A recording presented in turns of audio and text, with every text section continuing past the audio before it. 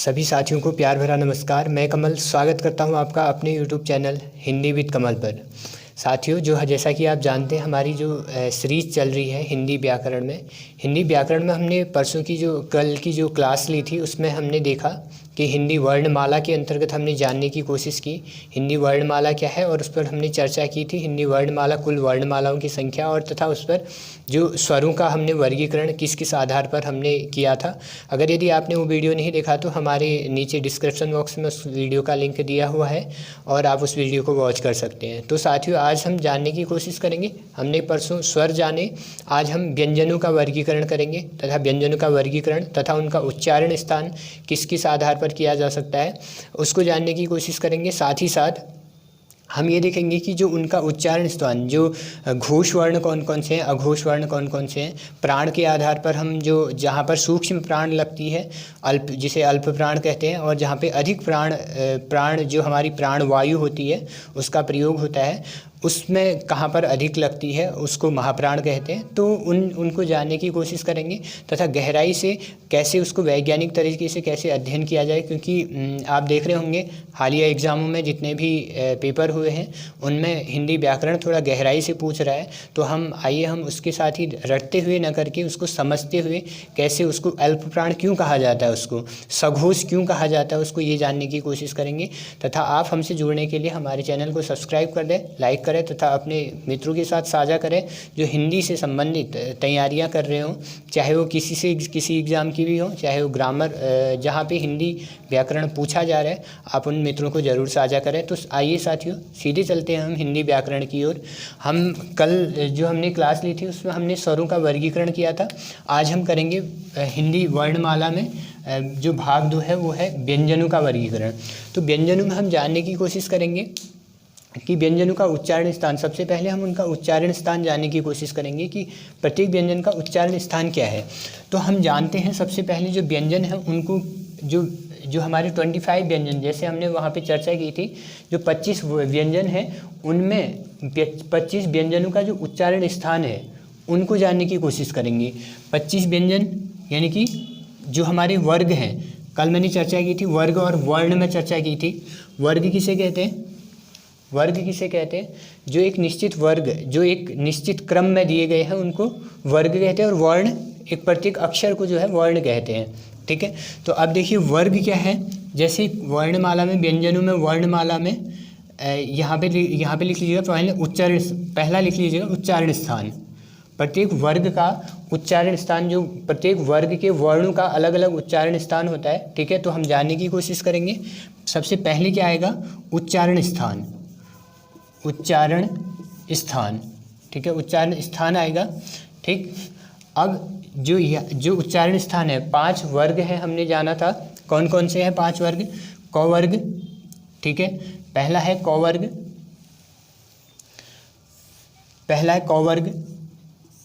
च वर्ग, ट वर्ग, त वर्ग और प वर्ग। ठीक, क वर्ग, च वर्ग, ट वर्ग, त वर्ग और प वर्ग। अब देखिए इसमें है क्या, इसके अंतर्गत क वर्ग के अंतर्गत टोटल कितने वर्ण सम्मिलित रहते हैं? 5 वर्ण सम्मिलित रहते हैं। कौन कौन से रहते हैं? क वर्ग के अंतर्गत ख, ग ऐसे करके कुल कितने रहते हैं? 5 वर्ण सम्मिलित रहते हैं।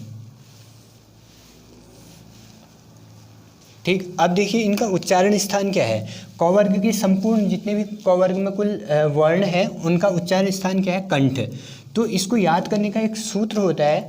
सूत्र के माध्यम से यदि हम जानने की कोशिश करेंगे तो सूत्र में क्या होता है, के माध्यम से हम जो क वर्ग के अलावा जितने भी वर्ण हैं वो भी इसके अंतर्गत हम उनकी भी जानकारी हम प्राप्त कर सकते हैं। ठीक है, जैसे आप जानते होंगे कि क वर्ग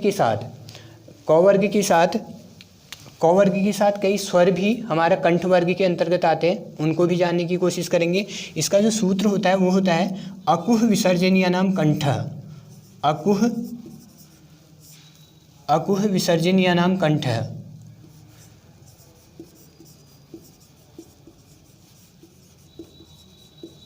अकुह विसर्जनीयानाम कंठः। ठीक है, कंठः मैंने यहाँ पे लिख दिया है कंठः। अकुह विसर्जनीयानाम कंठः अर्थात इसका अर्थ समझने की कोशिश कीजिए। कु मतलब क वर्ग पूरा, ठीक है। अ हो गया, क वर्ग हो गया, ठीक है। क वर्ग के अंतर्गत कौन कौन से आएंगे? क, ख, ग, घ और अंग, ठीक है। ये किसके अंतर्गत आ जाएंगे? ये किसके अंतर्गत आ जाएंगे? क वर्ग के अंतर्गत आ जाएंगे, ठीक है। कौन कौन से? अ, कु, ह, ठीक है। ह भी है ये, ह और विसर्ग, ये किसके अंतर्गत आएंगे? सीधे कंठ वर्ग के अंतर्गत आएंगे। कंठ वर्ग में कंठ से निकलने वाली हमारी ध्वनियाँ कौन कौन सी होगी? अकुह विसर्जनीयानाम कंठः, अर्थात इसका अर्थ क्या है? अ है, ठीक है। कौन कौन सा है? अ है, क वर्ग है, क वर्ग पूरा, क, ख, ग, घ और अंग, ठीक। और ह का भी जो उच्चारण स्थान है कंठ, या इसको ह को एक और वर्ण कहते हैं, काकल्य वर्ण भी कहते हैं, ठीक है। क्योंकि जब हम ह का उच्चारण स्थान करते हैं तो उसमें स्पर्श न करते हुए कंठ से लेकर के सीधी हवा आती है, तो इसको क्या कहते हैं? काकल्य वर्ण भी कहते हैं, ठीक। अब जो विसर्ग है, विसर्गों का भी उच्चारण स्थान कहाँ से होता है? कंठ से होते हुए आता है, ठीक। तो इसके अंतर्गत कौन कौन से होंगे? क, ख, ग, घ और अंग, हमारी ये किसके अंतर्गत आ गई? सिर्फ अभी हम उच्चारण स्थान की चर्चा कर रहे हैं। इसके बाद जो प्राण, अल्प प्राण, महाप्राण है, इसकी हम अगले उसमें चर्चा करेंगे, ठीक है। इसी से आगे चर्चा करेंगे। अगला है इसी में क वर्ग का, ये हो गया। अब च वर्ग है। क वर्ग के अंतर्गत कौन कौन से बताए मैंने? क, ख, ग, घ और अ और पूरा क वर्ण, ठीक। क वर्ग। अगला है इसी में च, उच्चारण स्थान जिसका तालु है। तो इसका जो सूत्र होता है, याद करने की जो ट्रिक होती है, वो है इचुये शाणाम तालु। इचुये शाणाम तालु, नोट कर लीजिएगा, बहुत इंपॉर्टेंट है। इचुये शाणाम तालु, ठीक है। अब इसको देखिए, इचुये शाणाम तालु अर्थात ई है, चौ है, चू यानी कि चौ वर्ग पूरा, य और श। अब देखिए जो श है, श हम जानने की कोशिश करेंगे कि अभी मैं वहाँ पे लिख रहा हूँ, ठीक है। इचुये शाणाम तालु, ई चौ वर्ग पूरा, चौ, छ। देखो मैंने ये टेबल इसलिए बना दी है ताकि हम इसमें अभी अल्प प्राण, महाप्राण जानने की कोशिश करेंगे, तो इस हमारे लिए ईजी रहेगा, ठीक है। तो ई है, चौ, छ, ज, झ और य, ठीक। ई, च, छ, ज, झ और य, ठीक। अब देखिए इसमें, देखिए ई है, चौ वर्ग है, चौ वर्ग पूरा आएगा। य का उच्चारण स्थान भी क्या होता है? तालु होता है, ठीक है। देखिए मैंने उच्चारण स्थान यहाँ पे ये ब्लैक कर दिया है। ई, चौ वर्ग पूरा, य, श का उच्चारण स्थान क्या है? चौ वर्ग है पूरा, ठीक है। यानी कि क्या है हमारा उच्चारण स्थान? इसका तालु हो गया। अब जो अगला है टौ का क्या है? ऋटुर शाणाम मूर्धा, अर्थात अब देखिए ये जो श है ना, इसका भी, श का भी आपको उच्चारण स्थान ध्यान रखना है। श जो है तालव्य वर्ग से आ रहा है, और जो इसका श है वो कौन से वर्ग है? मूर्धन्य श के। आप देखते हैं 3 श है हमारे। इचुये शाणाम तालु, ऋटुर शाणाम मूर्धा, अर्थात ऋटुर शाणाम मूर्धा, ठीक है। ऋटुर शाणाम मूर्धा, ठीक है। ऋटुर शाणाम मूर्धा अर्थात इसके अंतर्गत देखिए टौ वर्ग पूरा, र और शाणाम मूर्धा, श, ये जितने भी वर्ण हैं ये किसके अंतर्गत आ जाएंगे? मूर्धा के अंतर्गत आ जाएंगे। टौ, ठ, ड, ढ और अण, ठीक है। अण ये किसके अंतर्गत आ जाएंगे? ये किसके अंतर्गत आ जाएंगे? टौ वर्ग के अंतर्गत आ जाएंगे, अर्थात किसके अंतर्गत आ गए? ये सभी मूर्धा के अंतर्गत आ गए। ये मैंने ब्लैक कर दिया, इसको अंडरलाइन कर दी है। तो ये उच्चारण स्थान टौ वर्ग के कौन कौन से हो गए? अर्थात मूर्धन्य से निकलने वाले हमें सिर्फ टौ वर्ग ही नहीं सम्मिलित है, बल्कि उसके अंतर्गत कौन है? री भी है, टौ वर्ग पूरा है, र और श जो उच्चारण स्थान है उसका क्या है? उसका जो उच्चारण स्थान क्या है? मूर्धा है। अब देखिए श है हमारा, श है, और एक और आएगा इसके बाद तालव्य श, जिसे दंत श कहते हैं, वो किसके अंतर्गत आता है? टौ वर्ग के अंतर्गत जितने भी वर्ण हैं उनके साथ वो भी सम्मिलित रहता है। अब उसका फॉर्मूला क्या होता है? ये ऋटुर शाणाम मूर्धा लृतुल सानाम दंत, ये ऋतुल सानाम दंत,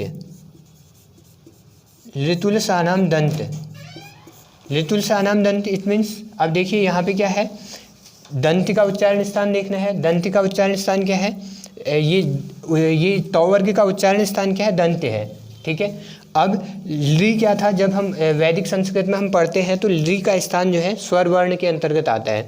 अब ली है टू यानी कि तौ वर्ग है पूरा, और लौ का उच्चारण स्थान क्या है, दंत के साथ आता है, तथा सौ का उच्चारण स्थान क्या है, दंत है। तो ये जितने भी वर्ण हैं हमारे ली, टू, तौ वर्ग, लौ, सौ और जितने भी अन्य तौ वर्ग के अंतर्गत आने वाले सभी व्यंजन हमारे किस में आगे, दंत के अंतर्गत आगे।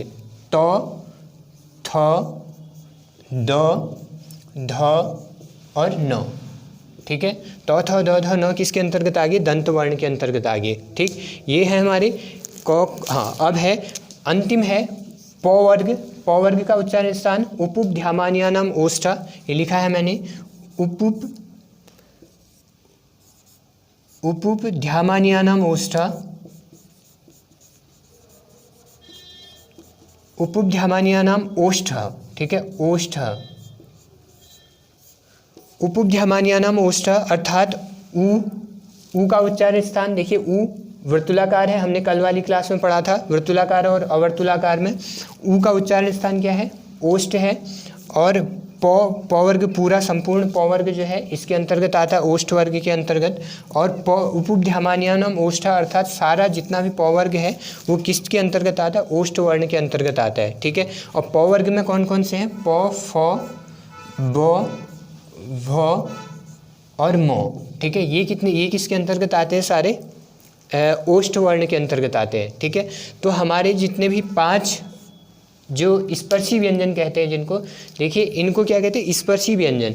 हमने देखा था स्पर्शी व्यंजन के अंतर्गत क्या कौन कौन से आते हैं, जिसमें बोलते समय जो अवयव है हमारे, बोलते समय जो अंग है वो कहीं ना कहीं स्पर्श करते हुए आते हैं, उन्हीं को स्पर्शी व्यंजन कहते हैं। स्पर्शी व्यंजन मतलब जो हमारे मुख विवर हैं उनको स्पर्श करते हुए वायु जो है हमारी बाहर निकलती है, ठीक है, उनको स्पर्शी व्यंजन कहते हैं। जैसे पहला है कंठ वर्ग, अ, क, ह और विसर्ग जितने भी हैं ये किसके अंतर्गत आते हैं, कंठ वर्ग के अंतर्गत आते हैं। अर्थात यहाँ पर क्या हो रहा है, जो हमारी वायु है वो कंठ में टकराते हुए बाहर आ रही है, ठीक। दूसरा क्या है, इचुए शाणाम तालु अर्थात ई चौवर्ग, य और श तालव्य श, ठीक है। इनका उच्चारण स्थान क्या है, तालु है। तो इनको बोलते समय आप देखेंगे यहाँ पे हमारी जो वायु है वो कहाँ से आएगी, तालु को स्पर्श करते हुए आएगी, ठीक है, तालु को स्पर्श करते हुए आएगी। तो जितने भी ये वर्ग है ये किसके अंतर्गत आएगा, तालु के अंतर्गत आएगा, ठीक। अब अगला है ऋटुर शाणाम मूर्धा अर्थात री टौ वर्ग पूरा और रौ, ये किसके अंतर्गत आएगा, मूर्धन्य के अंतर्गत आएगा। मूर्धन्य में क्या आएगा, शौ, ये वाला शौ जो है मूर्धन्य के अंतर्गत आता है, ये वाला शौ हमारा तालु के अंतर्गत आता है, और ये हमारा शौ जो है दंत के अंतर्गत आता है। अब इसमें देखिए इसका जो सूत्र होता है वो क्या होता है, ऋतुल सानाम दंत्य। ली भी हमारा क्या है, स्वर के अंतर्गत आता था। वैदिक संस्कृत में हमारा ये भी स्वर के अंतर्गत आता था, ठीक है।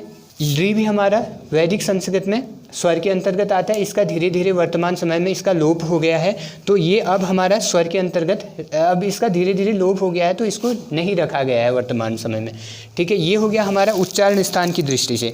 अब हम जानने की कोशिश करेंगे इसमें कि जो हमारी प्राणवायु है, ठीक है, यह हमारा घोषत्व के आधार पर, घोषत्व जहाँ पर हमारी हवा जो है वो गर्दन जो हमारी जो कंठ है उससे घर्षण करके बाहर निकलती है तो उसको कहते हैं घोषत्व, ठीक है। अब देखने की कोशिश करिए कि ये जो वर्ण है ये मैंने इसलिए लिखे हैं यहाँ पर कि ये ताकि हम इसको इजी तरीके आसानी से इसको समझ सकें, ठीक है। ये वर्ग हमने ऐसे इसलिए लिखे हैं ताकि हम जो घोषत्व के आधार पर या प्राण तत्व के आधार पर इनका वर्गीकरण करें तो हम उसको व्यवस्थित तरीके से उसको समझ सकते हैं, ठीक है। अब इसमें देखिए कौन कौन से हैं। अब पहला वर्ग देखिए, अब इसके अंतर्गत क्या है, प्राण के आधार पर जैसे देखते हैं हम, पहले घोषत्व के आधार पर इसका वर्गीकरण कर लेते हैं। घोषत्व के आधार पर जहाँ पर घोष कम लगता है तो जहाँ पे घोष न के बराबर लगता है, न के बराबर प्रयोग होता है तो उसे क्या कहते हैं, अघोष कहते हैं, ठीक है। उसके अंतर्गत कौन कौन से वर्ण सम्मिलित रहते हैं, अघोष। पहला वर्ण किसके अंतर्गत आता है, अघोष, ठीक है, अघोष पहला वर्ण हो गया। दूसरा वर्ण हो गया अघोष। अभी मैं इसको अभी जानने की कोशिश करेंगे कि ये अघोष क्यों होते हैं, ठीक है। अघोष और तीसरा वर्ण है सघोष, सघोष। चौथा वर्ण भी सघोष और पांचवा वर्ण भी सघोष। ठीक है, पांच वर्ण भी सघोष। अब देखिए अघोष, अघोष यानी कि जहाँ पर जो है घोष कम लग रहा है हमारा, अर्थात जहाँ पर घोष जब हम उच्चारण करते हैं तो उस समय हमारी जो कंठ से निकलने वाली जो वायु है वो कम उसमें कम प्रेशर के साथ बाहर आ रही है। ठीक है, अब पढ़िए क ख ग घ, उनमें क्या हो रहा है, उनमें हमारा जो घर्षण हो रहा है वो ज़्यादा बल के साथ बाहर आ रही है। ठीक है, इसीलिए इनको क्या कहते हैं, अघोष कहते हैं। और जो बाद के वर्ण हैं उनको क्या कहते हैं, सघोष कहते हैं। अघोष, अघोष यानी कि पहले के दो वर्ण, इसको अगर वैसे याद करना है तो आपको क्या करेंगे, पहले के दो वर्ण अघोष हैं, अंतिम तीन वर्ण हमारे सघोष के अंतर्गत आएंगे। अब प्राण तत्व के आधार पर इसी को जानने की कोशिश करेंगे। प्राण मीन्स क्या होता है, वायु। ठीक है, प्राण मीन्स वायु, जहाँ पर वायु कम प्रयोग होगी उसको अल्प प्राण कहेंगे, और जहाँ पर वायु अधिक प्रयोग होगी उसको क्या कहेंगे हम, एक अल्प प्राण हो गई, और जहाँ पे अधिक प्रयोग होगी उसको क्या कहेंगे, महाप्राण कहेंगे। अब देखिए कोशिश करिएगा इसमें, अघोष जो पहला वर्ण है अघोष भी है, और पहला जो प्रत्येक वर्ग का पहला वर्ण क्या हो गया हमारा, अल्प प्राण भी है, अल्प प्राण। अब अल्प प्राण मीन्स, अल्प मीन्स कम, अल्प मीन्स कम, प्राण मीन्स वायु, अर्थात जहाँ पर वायु उच्चारण करते समय कम प्रयोग होती है उसको क्या कहते हैं, अल्प प्राण कहते हैं। दूसरा वर्ण क्या हो जाएगा हमारा, प्रत्येक वर्ग का दूसरा वर्ण क्या हो जाएगा हमारा, महाप्राण, महाप्राण। ठीक है, महाप्राण। अब इसको कोशिश कीजिए समझने की, इसमें क्या है, अल्प प्राण में क्या है हमारा, अल्प प्राण में जहाँ हमारी वायु, प्राण अथवा वायु हमारी कम प्रयोग में आ रही है उसको क्या कहते हैं, अल्प प्राण कहते हैं, और जहाँ पे हमारी वायु जो है अधिक प्रयोग में आ रही है उसको क्या कहते हैं, महाप्राण कहते हैं। कोशिश करिएगा समझने की। क में हमारी देखिए, क का उच्चारण करिए, क में क का उच्चारण करते समय हमारी क्या होगी, जो उसकी वायु है वो कम प्रयोग हो रही है, जो हमारी गले से जो वायु निकल रही है वो कम प्रयोग में आ रही है। और दूसरा वर्ग क्या है हमारा, ख है, ख का उच्चारण करिए, उसमें वायु का प्रयोग अधिक होगा। देखिए क ख ग घ, अर्थात क में कम हो रही है, ख में अधिक हो रही है, कम हो रही है तो अल्प प्राण, अधिक हो रही है तो महाप्राण। ठीक है, क ख ग में भी कम हो रही है तो ये भी अल्प प्राण, अल्प प्राण। ठीक है, अल्प प्राण।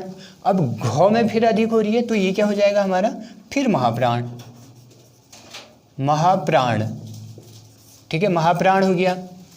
यानी कि अघोष अल्प प्राण, पहला वर्ग क्या हो जाएगा, अघोष अल्प प्राण, वर्ग का पहला अक्षर क्या हो जाएगा, अघोष अल्प प्राण। दूसरा अक्षर क्या होगा उसी प्रत्येक वर्ग का, अघोष महाप्राण। तीसरा वर्ग क्या हो जाएगा, वर्ग का प्रत्येक वर्ग का तीसरा वर्ण क्या हो जाएगा, सघोष अल्प प्राण। चौथा वर्ण क्या हो जाएगा, सघोष महाप्राण। ठीक है, अब बचा अंतिम पांचवा अक्षर क्या होगा हमारा, पांचवा अक्षर क्या होगा, सघोष अल्प प्राण, सघोष अल्प प्राण। और इसको क्या कहते हैं हमारा, नासिक वर्ण। ठीक है, जितने भी पंचमाक्षर, इसको या तो पंचमाक्षर लिख लीजिएगा, पंचमाक्षर या फिर नासिक्य। ठीक है, नासिक्य,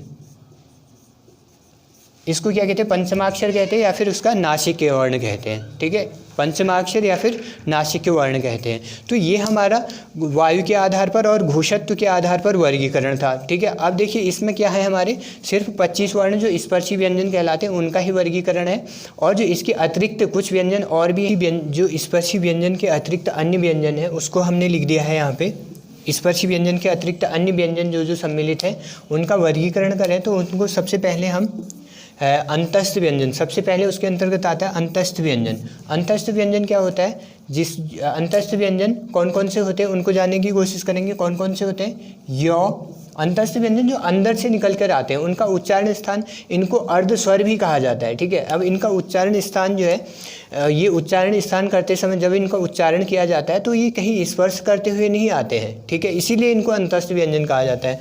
अब इसके अंतर्गत कौन कौन से हैं, इनको अर्ध स्वर भी कहा जाता है। ठीक है, तो कौन कौन से हैं, य, र, लौ और वो इसके अंतर्गत आते हैं। मैंने बताया था अंतस्थ व्यंजन कौन कौन से होते हैं, चार अंतस्थ व्यंजन होते हैं। ठीक है, जब हम चर्चा कर रहे थे टोटल हमने वर्णों का क्रम, जब व्यवस्थित क्रम जाना था जिस समय, उससे हमने देखा कि जो अंतस्थ व्यंजन है वो टोटल कितने हैं, 4 हैं।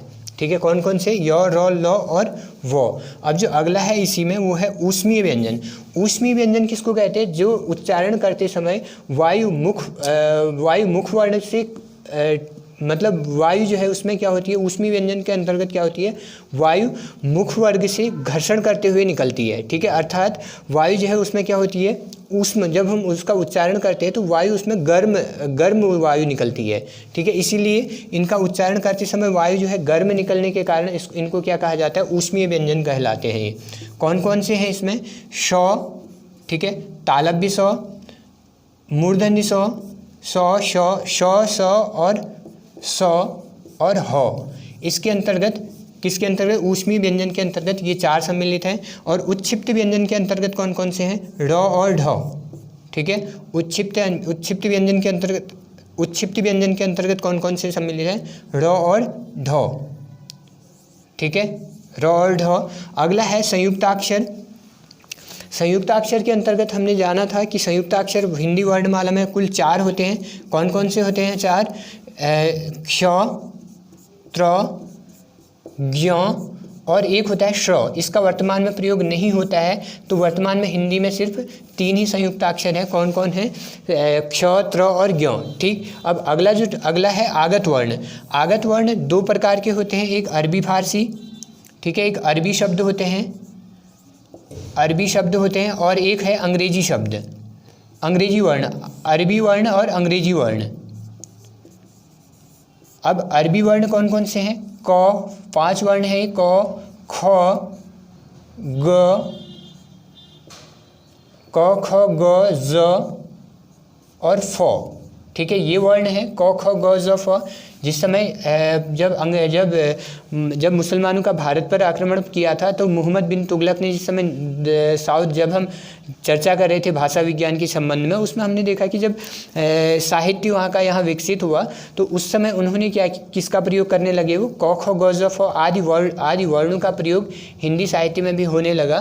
तो ये जो वर्ण हैं ये किसके अंतर्गत आ गए, आगत वर्ण के अंतर्गत आ गए। अर्थात ये बाहर से हमने एडॉप्ट किया है, इनको हमने ग्रहण किया है, तो ये वर्ण किसके अंतर्गत आ गए, हमारे आगत वर्ण के अंतर्गत आ गए। और दूसरा है हमारा अंग्रेजी वर्ण। अंग्रेजी वर्ण के अंतर्गत कौन सा है आगत वर्ण में, ये ओ। ठीक है, जैसे हम जानते हैं कॉफ़ी, टॉफ़ी या फिर ऑफिस आदि शब्दों का जो प्रयोग किया जाता है वो किसके अंतर्गत किया जाता है, ओ के अंतर्गत किया जाता है। ठीक, अगला है इसी में मैंने लिखा है संयुक्त व्यंजन और द्वितीय व्यंजन। संयुक्त व्यंजन क्या होते हैं, जिसमें 2 या 2 से अधिक व्यंजनों का एक साथ प्रयोग करते हैं, उनको क्या कहते हैं, संयुक्त व्यंजन कहते हैं। ठीक है, संयुक्त व्यंजन देखिए, जैसे उदाहरण कौन सा हो सकता है, जैसे 2 या 2 से अधिक, जैसे एक मैंने लिखा क्या। ठीक है, क्या में देखिए क का भी प्रयोग हो रहा है और य का भी प्रयोग हो रहा है, तो ये क्या हो गया हमारा क्या। जैसे म्यांमार है, म्यान है जैसे, ठीक है, म्यान में हमने क्या किया, आधा मौ का प्रयोग किया है और यो का प्रयोग किया है। ठीक है, ये हमारे यानी कि जहाँ पर हम 2 शब्दों का प्रयोग, 2 या 2 से अधिक शब्दों का एक साथ प्रयोग करते हैं, वो हमारे किसके अंतर्गत आ गए, संयुक्त व्यंजन के अंतर्गत। अब अगला है द्वितीय व्यंजन। द्वितीय व्यंजन किसको कहते हैं, जहाँ पर एक ही व्यंजन हमारा 2 के साथ प्रयोग हो रहा है, एक ही व्यंजन 2 बार प्रयोग हो रहा है, उसको क्या कहते हैं, द्वितीय व्यंजन कहते हैं। अर्थात जब एक व्यंजन 2 बार प्रयोग में लाया जाता है, उसको क्या कहते हैं, द्वितीय वर्णन। जैसे च, अब इसका एक शब्द बोलिए कोई, कच्चा। अब कच्चा शब्द में हमने च को जो है 2 बार प्रयोग किया है, तो ये क्या हो गया हमारा द्वितीय वर्ण। एक इसी को क्या कहते हैं, इसी को युग्मक भी कहा जाता है। क्या कहा जाता है, युग्मक। ठीक है, इसी को युग्मक भी कहा जाता है, द्वितीय वर्ण को ही युग्मक भी कहते हैं। इतना क्लियर है। अब इसका कोई अन्य उदाहरण, जैसे क 2 बार प्रयोग करो, क, अर्थात पक्का जैसे है, पक्का। ठीक है, हमने एक ही वर्ण को क्या किया, 2 बार प्रयोग किया, इसको क्या कहते हैं, द्वितीय या युग्मक वर्ण।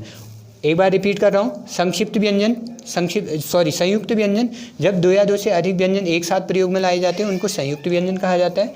आगत वर्ण, जब आए गए वर्णों का प्रयोग होता है तो वो आगत वर्ण कहलाते हैं। ठीक है, तो ये थे हमारे व्यंजनों का वर्गीकरण, और इससे पूर्व हमने स्वरों का वर्गीकरण किया था। ठीक है, तो ये व्यंजनों का वर्गीकरण, इससे अधिक जो ग्रामर से संबंधित जो क्लासेस हैं वो आने वाले समय में आपको धीरे धीरे प्रदान की जाएगी। ठीक है, तो तब तक के लिए आप हमारे चैनल से जुड़े रहें और लाइक और सब्सक्राइब ज़रूर कर दें। ठीक है, तब तक के लिए मिलते हैं अगली क्लास में। धन्यवाद।